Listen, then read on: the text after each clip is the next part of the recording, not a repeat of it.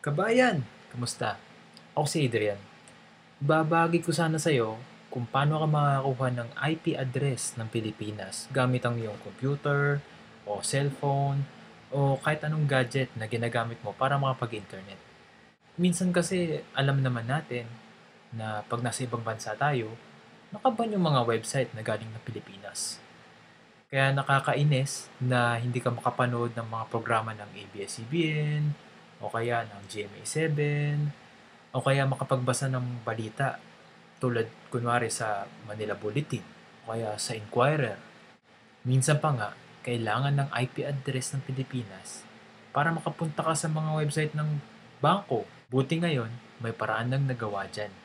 VPN or Virtual Private Network.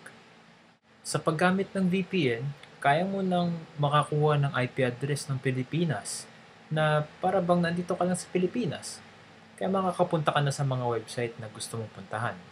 Kahit kailan, kahit nasaan ka, kahit saan sa mundo.